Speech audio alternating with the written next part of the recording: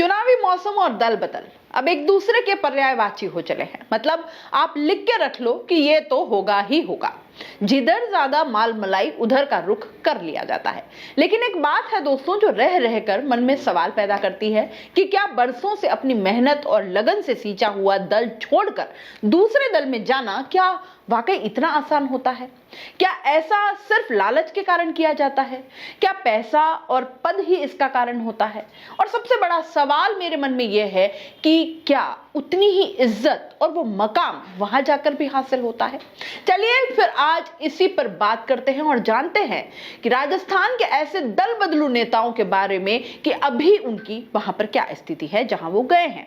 क्या दल बदल का राजनीतिक फायदा उन्हें मिला या उनकी राजनीति ही खत्म हो गई? दोस्तों, हाल ही में एमपी में कमलनाथ और उनके बेटे की बीजेपी में जाने की खबरें आई तो कांग्रेस को दल बदलने वाले 62 नेताओं की लिस्ट जारी करनी पड़ गई। इस लिस्ट में दावा किया गया था कि 7 को छोड़कर शेष सभी नेताओं की राजनीति भाजपा में जाने के बाद खत्म हो गई है। चलिए राजस्थान में ऐसे नेताओं का क्या हाल है ये जानते हैं आज। नमस्कार, मैं हूं जयश्री नागदा और आप देख रहे हैं बेबाक राजस्थान।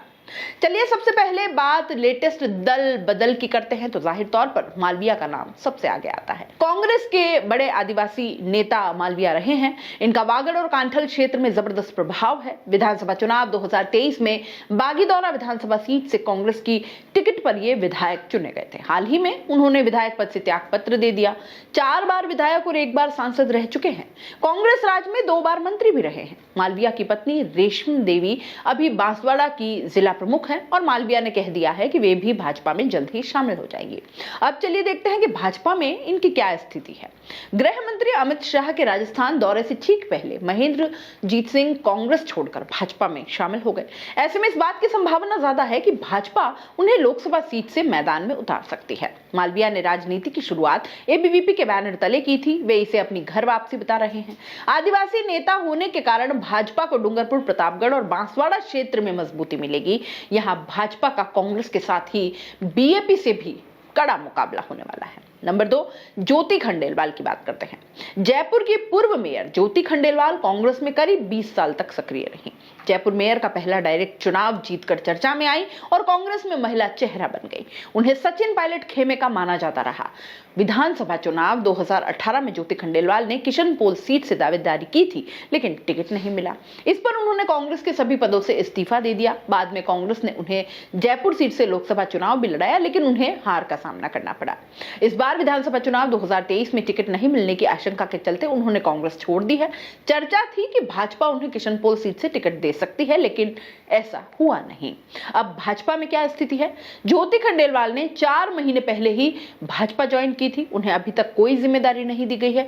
पार्टी में भी उनके पास कोई पद नहीं है। क्या भाजपा उन्हें लोकसभा चुनाव में टिकट देगी? इन संभावनाओं के सवाल पर उन्होंने कहा कि बीजेपी में हर कार्यकर्ता को काम करने का मौका मिलता है। पार्टी उन्हें जो भी जिम्मेदारी देगी वे उसे पूरी निष्ठा से निभाएंगे। तीसरी, सुभाष महरिया की बात करते हैं। सुभाष महरिया 2016 में भाजपा छोड़कर कांग्रेस में शामिल हुए। सीकर सीट पर 2009 के लोकसभा चुनाव में उन्हें हार का सामना करना पड़ा था। 2014 में भाजपा ने उन्हें टिकट नहीं दिया और इस पर 2019 का लोकसभा चुनाव उन्होंने कांग्रेस की टिकट से लड़ा लेकिन फिर से हार का सामना करना पड़ा। अब कांग्रेस में जाने से पहले सुभाष महरिया भाजपा में थे और पार्टी ने उन्हें कई अहम पदों की जिम्मेदारी दी थी। महरिया 1998, 1999 और 2004 में सांसद चुने गए थे। सुभाष महरिया अटल बिहारी वाजपेयी सरकार में मंत्री रहे। भाजपा में किसान मोर्चा के राष्ट्रीय उपाध्यक्ष भी रहे हैं। अब आइए देखते हैं अभी क्या स्थिति है। 3 बार के सांसद और पूर्व केंद्रीय मंत्री सुभाष महरिया विधानसभा चुनाव 2023 से पहले 19 मई को भाजपा में फिर से शामिल हुए और इसके बदले भाजपा ने उन्हें विधानसभा चुनाव में सबसे मुश्किल सीट लक्ष्मणगढ़ से कांग्रेस प्रदेशाध्यक्ष गोविंद सिंह डोटासरा के सामने उतारा लेकिन अफसोस वो चुनाव हार गए। महरिया के पार्टी में शामिल होने से शेखावटी में भाजपा की लोकसभा चुनाव में जाट वोटरों को साधने में परेशानी नहीं आएगी। लेकिन जहां तक लोकसभा टिकट का सवाल है तो ऐसे में कयास लगाया जा रहे हैं कि अब पार्टी उन्हें लोकसभा चुनाव में नहीं उतारेगी। चौथा, ज्योति मिर्धा की बात कर लेते हैं। ये कांग्रेस के वरिष्ठ जाट नेता रहे नाथूराम मिर्धा की पोती हैं। प्रदेश की राजनीति में मिर्धा परिवार का बड़ा राजनीतिक कद रहा है, आप जानते हैं।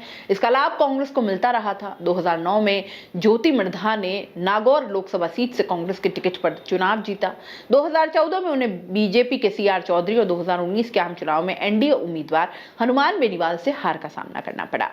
भाजपा में अभी क्या स्थिति है, ये जान लीजिए। विधानसभा चुनाव से ठीक पहले कांग्रेस की पूर्व सांसद ज्योति मिर्धा ने भी पाला बदलते हुए भाजपा ज्वाइन की थी। पार्टी छोड़ने का कारण बताते हुए उन्होंने कहा कि कांग्रेस में घुटन हो रही थी। कांग्रेस आलाकमान कार्यकर्ताओं की समस्याओं पर ध्यान नहीं दे रहे थे। विधानसभा चुनाव में बीजेपी ने उन्हें नागौर सीट से टिकट दिया था, लेकिन वो चुनाव हार गई। उन्होंने पार्टी में कोई महत्वपूर्ण जिम्मेदारी अभी तक तो नहीं दी गई है, लेकिन नागौर में भाजपा को मजबूत चेहरे की तलाश जरूर है। ज्योति मारवाड़ के ताकतवर सियासी परिवार से संबंध रखती हैं। ऐसे में चर्चा है कि बीजेपी लोकसभा चुनाव में उनके नाम पर विचार कर सकती है। पांचवा, ओम प्रकाश पहाड़िया। कांग्रेस के दिग्गज नेता और पूर्व मुख्यमंत्री जगन्नाथ पहाड़िया के बेटे ओम प्रकाश पहाड़िया ने आईआरएस से वीआरएस लेकर कांग्रेस की टिकट पर 2013 में वैर सीट से चुनाव लड़ा, लेकिन वे भाजपा के बहादुर सिंह कोहली के आगे चुनाव हार गए। लेकिन कोहली के सांसद निर्वाचित होने के बाद हुए उपचुनाव में कांग्रेस ने उन्हें टिकट नहीं दिया, जबकि सीट पर जगन्नाथ पहाड़िया परिवार का ही वर्चस्व रहा है। अब भाजपा में क्या स्थिति है? ओम प्रकाश पहाड़िया ने 8 महीने पहले बीजेपी का दामन थामा था। पहले चर्चाएं ये थी कि भाजपा उन्हें वैर सीट पर उतार सकती है, लेकिन टिकट नहीं मिला और पार्टी में आने से विधानसभा चुनाव में बीजेपी को इसका फायदा मिला। वैर सीट बीजेपी ने बड़े अंतर से जीती और भाजपा में शामिल होने के बाद से अब तक ओम प्रकाश पहाड़िया को अभी तक पार्टी संगठन से भी कोई पद नहीं दिया गया। वे भी अभी पार्टी के आदेश की प्रतीक्षा में ही हैं। छठा, ब्रजेंद्र सिंह शेखावत की बात कर लेते हैं। पूर्व राष्ट्रपति प्रतिभा पाटिल के पारिवारिक सदस्य और राजस्थान प्रदेश कांग्रेस कमेटी के सदस्य रहे ब्रजेंद्र सिंह शेखावत ने 2008 में कांग्रेस की टिकट पर गुड़ा सीट से विधानसभा चुनाव लड़ा। इस चुनाव में उन्हें बीएसपी प्रत्याशी राजेंद्र गुड़ा से हार का सामना करना पड़ा और इसके बाद कांग्रेस ने उन्हें कभी टिकट नहीं दिया।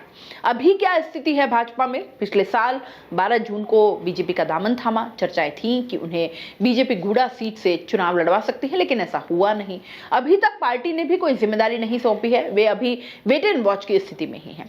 दोस्तों देखिए, सच्चाई यह है कि पीएम नरेंद्र मोदी के 2014 में प्रधानमंत्री बनने के बाद कांग्रेस के नेताओं ने सबसे ज्यादा पाला बदला है, दल बदला है। 2021 में आई एसोसिएशन फॉर डेमोक्रेटिक रिफॉर्म यानी एडीआर की रिपोर्ट में इसका जिक्र है। इस रिपोर्ट के अनुसार 2014 से 21 के बीच में 399 नेताओं ने दल बदला है। इस दौरान करीब 35% विधायक और सांसद कांग्रेस से अलग हो गए।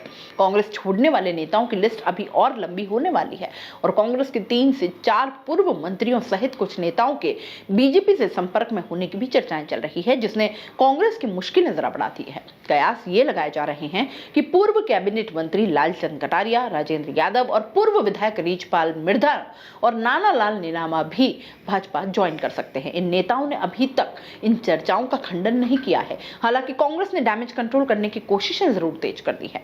नेताओं को मनाने का दौर शुरू हो गया है और राजस्थान में भी कांग्रेस छोड़ने वाले नेताओं की लिस्ट बढ़ती जा रही है। राजस्थान में 2 खेमों में बची कांग्रेस पार्टी में यह सिलसिला लोकसभा चुनाव तक यूं ही जारी रहने का अनुमान है। क्या कहना है आपका इस पूरी खबर पर, इस विश्लेषण पर? अपनी राय कमेंट बॉक्स में जरूर लिख भेजिए और जाते जाते चैनल को लाइक, शेयर और सब्सक्राइब जरूर करते जाइएगा।